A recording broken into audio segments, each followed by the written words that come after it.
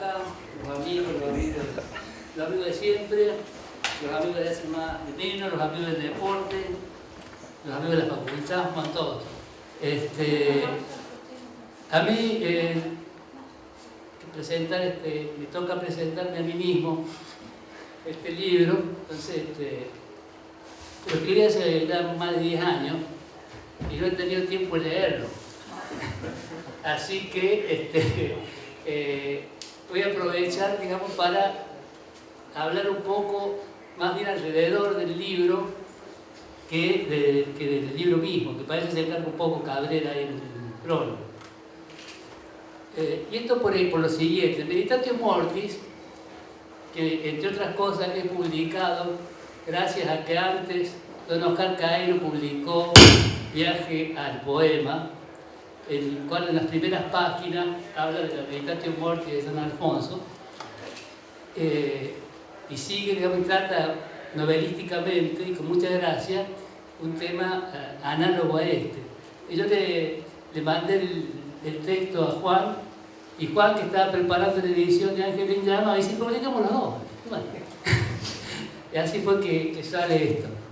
Meditatio Mortis ha sido también una manera de denominar la filosofía. La filosofía, el Ecuador lo llaman una preparación, digamos, para la muerte. Y bueno, estaba eso por un lado. Por otro lado, últimamente se me presenta como filósofo, ¿no? Debe ser porque estaba en la facultad algunos años, y bueno, y como solía decir Chango Rodríguez, de andar entre estudiantes salió doctor. Y eso me pasó. Y entonces esto de filosofía es una palabra muy equívoca. En mi caso, en todo caso, se trata de una filosofía cómica, ¿no? ¿Qué es una filosofía cómica? Una cosa, algo así como un escéptico con una sonrisa, como la máscara de la comedia y la de la tragedia, ¿no? Es mucho más amable sonreír que lo otro. Esta es y eso, según los filósofos más serios, no es filosofía. Mi filosofía es una no filosofía, o si en todo caso yo vendría a ser un no filósofo. ¿Y qué quiere decir esto de no ser? ¿En qué sentido? En el sentido siguiente: desde el comienzo, allá en la época de Parménides, la filosofía se presentó como el arte y la ciencia de hablar bien. Es decir, Parménides decía que consistía en decir de lo que es, de lo que no es. Esto parece muy cuerdo, pero sin embargo, si a alguien se le ocurría decir que hacía frío, Parménides lo corregía y le decía que estaba equivocado, que es una mala expresión, que lo que había que decir era que faltaba calor, que lo que no había era calor, porque lo que tenía ayer era el calor y el frío carecía de ello. Bueno, ese fue el primero.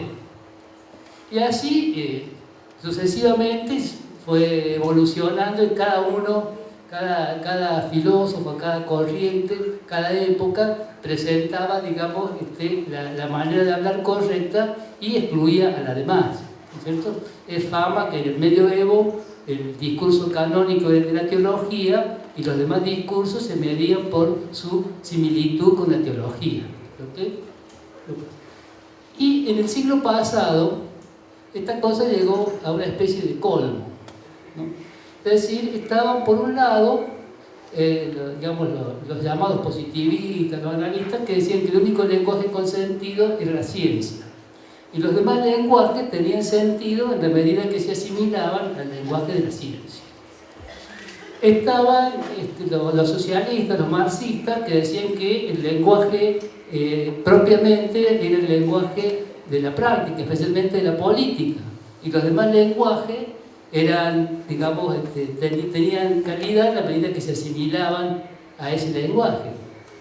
Y estaban los llamados filósofos del sentido común, que decían que la única proposición con sentido era el sentido común, y las demás, en la medida que se aproximaban al sentido común. Y estaba Heidegger, que decía que el lenguaje con sentido propiamente era el lenguaje poético, y todos los demás lenguajes, bueno, tenían sentido en la medida que se aproximaran a él. Entonces, yo llamo, digamos, a esta no filosofía a aceptar, digamos, las cosas, pero rechazar la filosofía. Acepto el sentido común, se acepta el sentido común, pero no la filosofía del sentido común. El sentido común está bien, pero no es lo único que hay. Además está la mecánica cuántica. Está la mecánica cuántica, pero no es lo único que hay. Además está la poesía. Está la poesía y además está la política. Y cada uno, digamos, tiene su ámbito y tiene su porte. Es decir, una manera de encarar las cosas que es un poco más amplia y que responde un poco a una pregunta que hacía el profeta Amós, y tal vez la responde de una manera distinta. Él preguntaba, ¿cómo van a poder andar juntos si no están de acuerdo? Y yo creo, y contemplando acá algunos amigos con los cuales hemos andado algún trecho juntos, y nunca hemos estado del todo de acuerdo, somos un ejemplo contrario, de que se puede andar juntos, se puede recorrer un camino sin estar de acuerdo. Que se puede llegar a tener el acuerdo de estar en desacuerdo, que me parece mucho más constructivo que el tema, digamos, de los discursos exclusivos. Bueno, y después, vuelvo ahora ya a decir algo, después que había escrito el libro, estaba leyendo Peirce, la filosofía y la conducta de la vida, y yo digo ahí al comienzo hay una frase que media, no me alcancé a leerla, pero en la primera página, ¿no? Que dice que es una cuestión, dice, es una tarea difícil, prepararse para morir es siempre una tarea difícil. Lo que es difícil es prepararse para morir, ¿no? Morir no es tan difícil, aunque la gente piensa que es difícil, no es tan difícil. Y cita Peirce un ejemplo que tiene algo de humor negro, porque él lo pone en la época de la Revolución Francesa, en la época del terror. Dice, en la época del terror, él dice que alguien escribió que la gente piensa, que todo el mundo piensa que morir es difícil, ¿no? Pero que sin embargo, dado los hechos, ve que cuando llega la ocasión, cualquiera se da maña para hacerlo. Bueno, gracias. Bueno, ahora con eso termino esta preparación para prepararse y lo dejo a Carlos a ver qué va a decir él ahora. Bueno, yo voy a presentar Ángel en Llamas. He escrito un texto para eso que se llama Escrito para una futura civilización verista. Hay tantas puertas que se abren en la casa de la poesía de Daniel Vera que elegir una sola siempre genera una sensación de melancolía intelectual por las habitaciones, los pasillos, las galerías, los patios y los recovecos a los que podrían conducirnos las otras puertas. Y si bien se trata de una casa donde todo está conectado con todo, donde los espacios son reversibles, parecidos a esos dibujos de Escher, en los que las escaleras aparecen simultáneamente del derecho y del revés, también es cierto que cada recorrido, cada lectura, cada interpretación presenta un mapa distinto e incompleto de esa construcción paradójica. Para más complejidad y placer mental, en esa casa de la poesía de Daniel Vera abundan los planos, los mapas, las brújulas, los instrumentos de orientación. Incluso podría decirse que es una casa construida no a partir de un plano, sino que su misma materia son los planos. Arquitectura y lección de arquitectura al mismo tiempo. Lo que no significa, sin embargo, que esta casa se reduzca al espectáculo de su propia construcción. Hay espejos, sí, muchísimos, pero tarde o temprano uno descubre en ellos un reflejo extraño, una distorsión de la imagen, una insinuación de extravío. Finalidad sin fin, que es el nombre secular de este libro titulado Ángel en Llamas, tiene para mí la particularidad de ser un fragmento de aerolito en la galaxia bibliográfica de Daniel Vera. Los poemas que contiene fueron escritos, al menos en sus primeras versiones, entre 1982 y 1985. Es decir, que se ubican entre Perífrasis griegas, publicado en 1981, y Fundamentos Sin, publicado en 1987. y no sé por qué motivo permanecieron casi totalmente inéditos durante tanto tiempo. Supongo que hubo una razón práctica relativa a la dificultad de publicar en Córdoba en la década de 1980, también una probable razón estética asociada al hecho de que todos los libros de poesía de Daniel Vera, publicados hasta ahora, presentan un principio de coherencia formal o serial, mientras que este resulta mucho más heterogéneo temática y formalmente. Si bien utiliza siempre el endecasílabo, hay muchos tipos de estrofa, y las extensiones de los poemas varían de manera considerable desde 2 a 101 versos. Pero abusando del lema poético que figura en el blog Tortugas y Lentejas y que proviene de Fundamento Sin, lo que sin razón se dona y sin locura puede ser recibido con tanta razón y tanta locura como tenga disponible el lector, intérprete, crítico o, en mi caso, poeta posterior, tardío e influenciado, en el exacto sentido que les da Harold Bloom a todos esos adjetivos. Obviamente, yo no puedo saber de qué manera leo mal a Daniel Vera en mis propios poemas. Sé que no lo leo como Antonio Oviedo, que escribió un prólogo magnífico para Fundamento Sin, ni como Bernardo Schiavetta, quien fue, en su periodo de formalista icónico, el poeta más cercano y más lejano a la vez de Vera. Es precisamente esa incertidumbre, esa sospecha en la razonabilidad o la demencia de mi lectura, lo que siempre me provoca una incomodidad de epígono traidor. Declarada entonces mi dudosa competencia, la inestable combinación de delirio e ingenio que es el combustible de mis interpretaciones, paso a proponer la idea de que Ángel en Llamas o Finalidad sin fin no fue publicado hasta ahora, hasta esta época en que el júbilo de Vera coincide con su jubilación, porque a partir de sus poemas es posible dibujar el mapa más completo posible de ese enorme laberinto que es la casa de su poesía. Siguiendo esa idea, creo que deberíamos permitirnos alguna vez trazar los planos de las habitaciones principales, a las que habría que catalogar para uso de una futura civilización verista, como Vera literario, Vera filosófico, Vera político, Vera ético, Vera paradójico, etc. No lo voy a hacer yo en esta presentación, aunque intentaré fijar algunos puntos que unidos entre sí podrían servir de coordenadas. Antes, quisiera compartir con ustedes una meditación libre sobre lo que he llamado el título secular de Ángel en Llamas, Finalidad sin fin. Esas tres palabras constituyen en sí mismas un poema, un heptasílabo circular, con triple rima interna, proeza digna de Rubén Darío, diría Carlos Argentino Daneri. La lectura silábica, ya lo veremos, nunca es inconducente en la poesía de Daniel Vera, menos aún si se tiene en cuenta esa especie de tratado de la sílaba que es Fundamento Sin, título que rima en el tiempo con finalidad sin fin. Sin embargo, en mi primer acercamiento al libro, antes incluso de leer los poemas, fue el concepto de una finalidad sin fin lo que me produjo esa clase de vértigo interpretativo que es la forma íntima en que reconocemos una paradoja. La sensación era producto de traducir mentalmente finalidad sin fin como propósito carente de propósito. El heptasílabo se estiraba en un endecasílabo y mantenía la simetría, pero igual decía menos que el original. La palabra mal traducida, ya se habrán dado cuenta, era fin. Fin significa propósito, pero también significa final. Como un traductor resignado, recurría a la prosa. Finalidad sin fin, propósito carente de propósito y de final.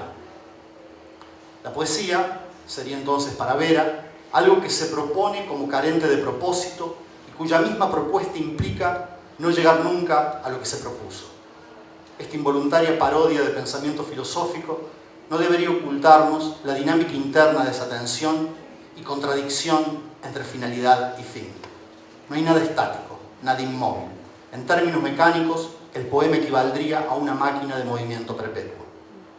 Solo por cábala quise darle una vuelta más a esta espiral de sentidos y vi que si les agregamos unas comillas imaginarias a las palabras finalidad y a fin, es decir, si no la leemos por sus significados, sino por su materialidad gráfica y sonora, y tal como sugiere el sin, le restamos la partícula fin a finalidad, lo que queda es alidad.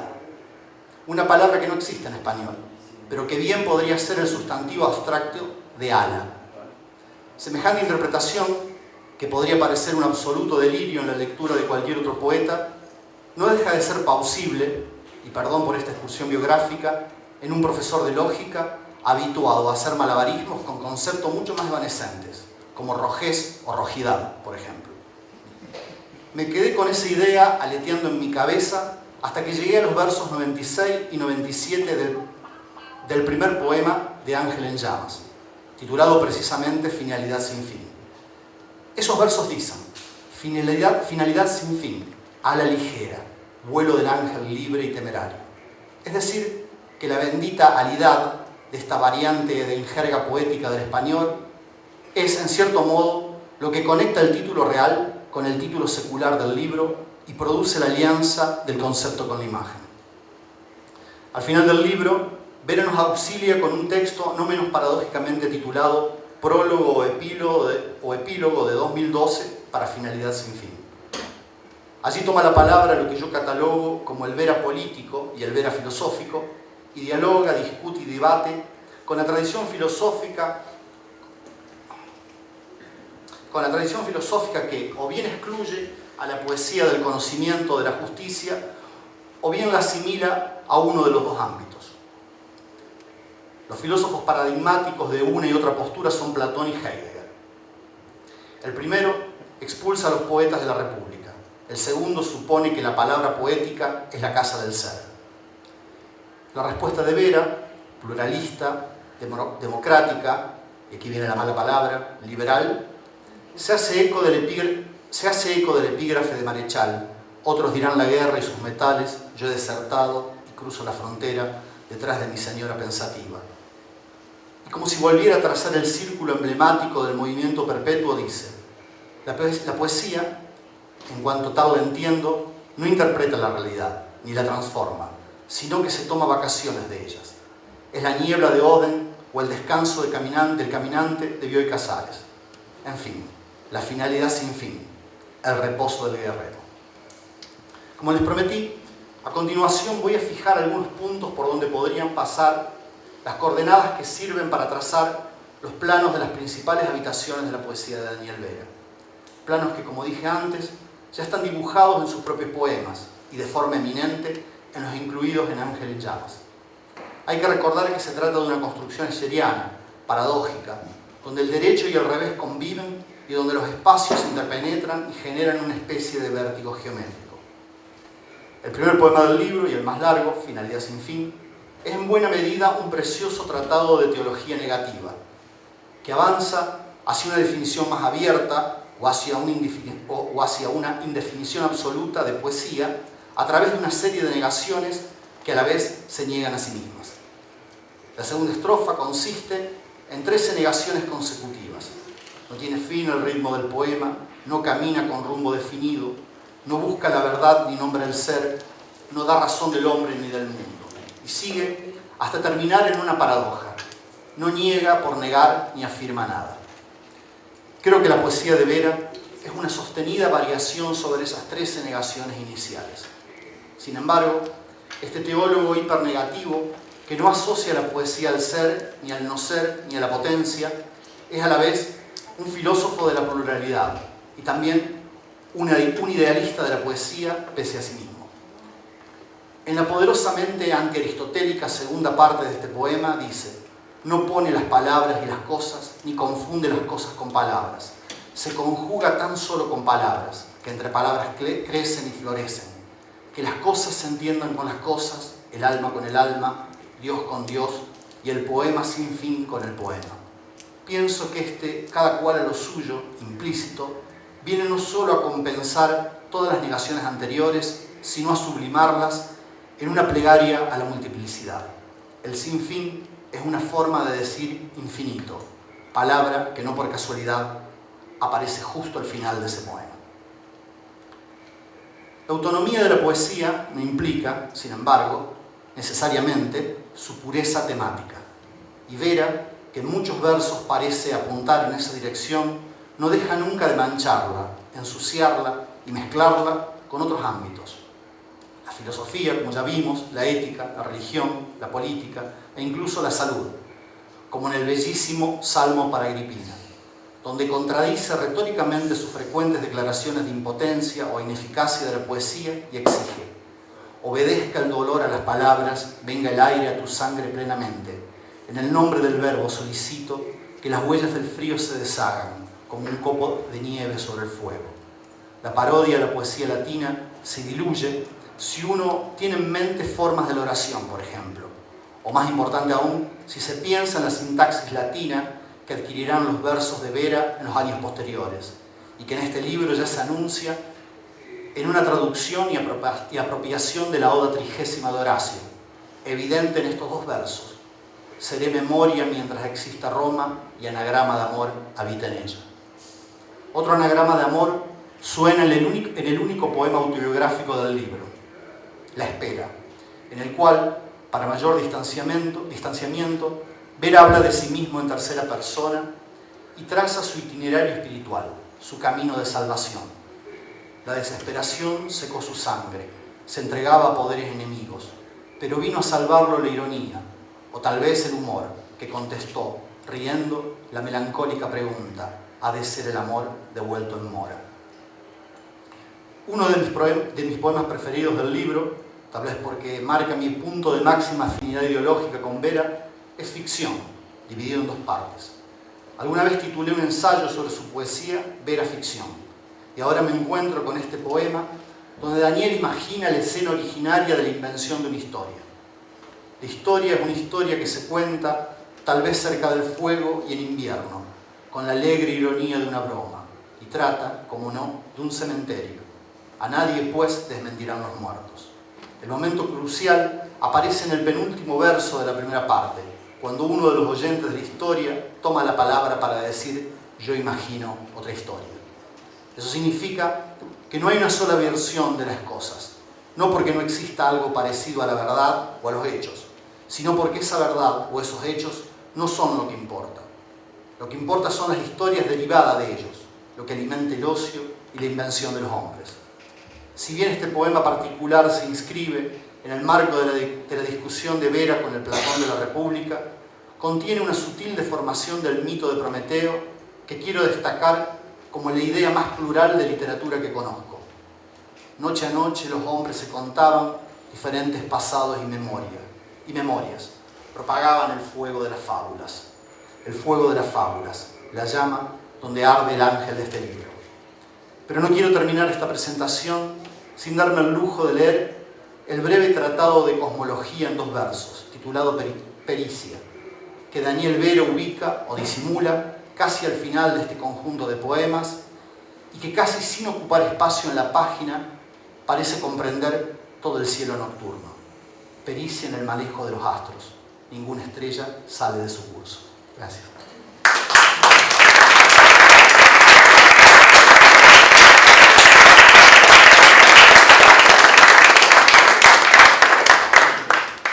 Bueno, ahora Daniel va a leer unos poemas, ¿no, Daniel? Muchas gracias. Vamos a ver si responden los poemas a lo que vos has dicho. Bueno, desde sin fin es un grado. Voy a leer ficción, así que estaba pensado. En todas partes, siempre, nunca pasa. Una vez, en un punto, con reserva. Pero Dios sabe más. Comienza el cuento. Hombres dignos de fe mienten y no persigue engaño y su mentira. Engañan, además, los que no mienten, porque dicen que dicen la verdad. La historia es una historia que se cuenta tal vez cerca del fuego y en invierno, con la alegre ironía de una broma, y trata, cómo no, de un cementerio. A nadie, pues, desmentirán los muertos. Comienza así, no sigue, no concluye. Otra rama conduce la tragedia. Un idiota la cuenta. Ruido y furia que simulan la vida de los hombres. Pero también aquí, muertos y encanto, impune regocijo de quien narra desgracia y de quien oye y festeja. Una vez, un lugar, un cementerio. Había un narrador, una reunión, y se escuchó la historia de la tribu, la noble fantasía del origen y el curso de las huellas hasta ayer. Yo imagino otra historia, dijo un hombre entre aquellos que habían escuchado. Se agregó un leño más a la fogata y de nuevo, una vez, en algún lado, otra historia, otro origen, otro encanto.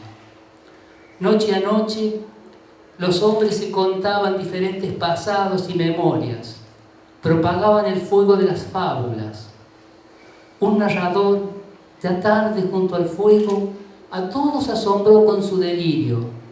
En todas partes siempre comenzó. Todos los hombres, continuó. Y he dicho la verdad, finalizó. Yo imagino otra historia, dijo un hombre, entre aquellos que habían escuchado. El hombre de los siempre y de los todos se encendió con la cólera sagrada recién inaugurada. Es un hereje, dijo. La historia es una. No permitan que hable impunemente. Denlo al fuego, al bosque o al desierto. Se hizo así. Desde entonces, la hoguera y el destierro son premios numerosos de poetas cuando en la tarde y en el ocio imaginan el curso de otra historia.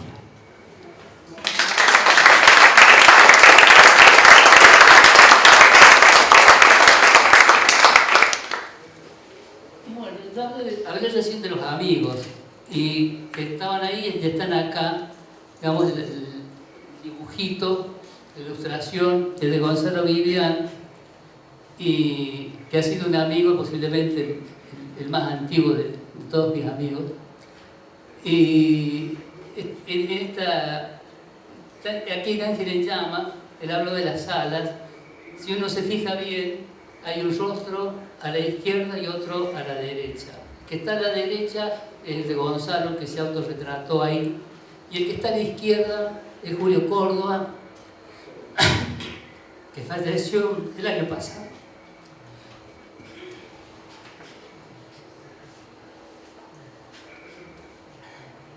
Este poema yo se lo regalé cuando cumplió 43 años, el 5 de mayo de 1985.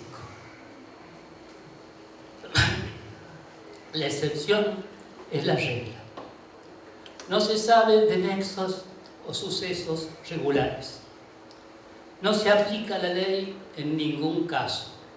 La ley es general y cada caso un caso de lo más particular. Por ley se cae fuera de la ley. La ley de las metáforas, la dulce desorganización de los sentidos. El color de la orquesta manifiesta cierto ver del oído que se venga con armónicos tonos en los ojos. Por esta propensión fuera de serie, costumbre de lo insólito, prodigio, la masificación es el milagro. Los lugares comunes son escasos. Los hábitos son actos inusuales. Las reiteraciones son primicia. Por ley se cae fuera de la ley. Se puede repetir lo irrepetible, porque nada por nada se repite. La torva historia, siempre renovada, no parece pasar de tan distinta. Cada día su crimen inaugura, excepción de la ley, por ser histórico, para bien, para mal, o más allá del bien y del mal, queda sin castigo, pero queda también sin recompensa. Los hombres son iguales, son distintos, es decir, si hay un hombre que lo sepa. Por ley se cae fuera de la ley. Va la necesidad insatisfecha, voluntad de dominio sin dominio. La atrocidad podría ser mayor, pero el azar promulga la clemencia y se hace soportar lo insoportable. Las razones y el hambre no se unen. La miseria es absurda, ¿quién lo duda? El poder, por su parte, es arbitrario y la impotencia su doble identidad. Por esta propensión fuera de serie, cae la ley fuera de la ley. ¿Qué hacer en libertad? Solo el poema, el último y el único proscripto. El poder ha cercado la esperanza y la ley ha expulsado la verdad.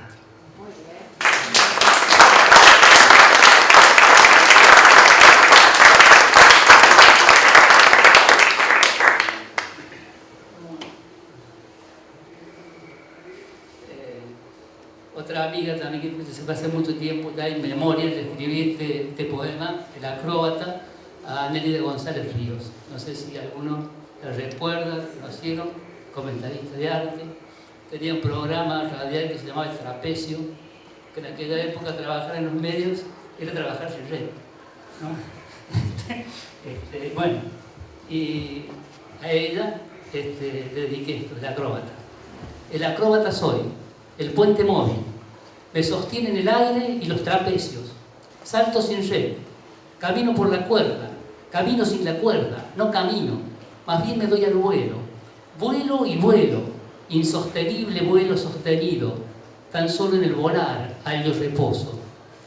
Me fatigan la tierra y sus pesares, me lamento del mar y el mar de llanto, con el aire sostengo mi contento, el fuego es mi sustancia y alimento, como el humo, soy humo, me hago humo, el viento no me lleva ni me trae, aunque de viento en viento, navegando, vaya y venga y descanse y cuente estrellas. A veces me confunden con un ángel.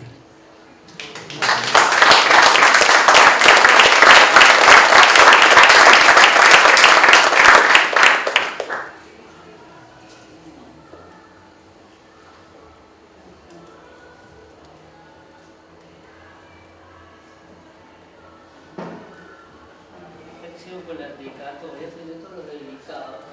Este es el tango del alegre. Usted también se lo dediqué primero a Osvaldo Mazzola, dice acá, causa gracia a eso, porque dice dedicado a Osvaldo Mazzola y tiempo después a Quique Pinto y Chavela Craig. Sí, porque me había olvidado que se lo había dedicado a Mazzola. Después encontré más. Mazzola no se va a quejar. Alegre, como alegre, no es motivo propio del tango triste que se baila, ni oscuro pensamiento que se escucha con fuelles doloridos. No hace letras para hombres amurados, melancólicos, cegados y nostálgicos. Tampoco canta fama de putas, noches tristes, mujeres andariegas y borrachos. El tango del alegre no lamenta, ni es alegre por verle hecho una reina. Parece, por alegre, no ser tango.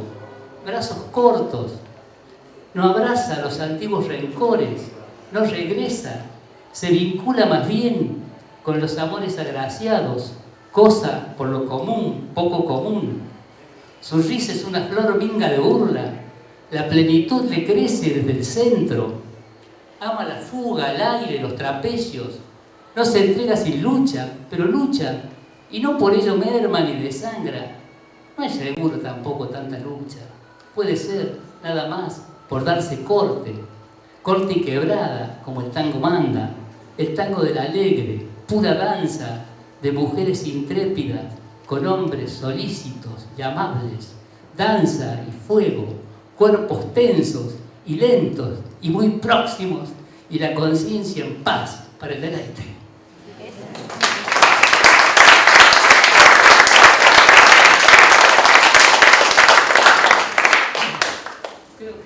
¿No?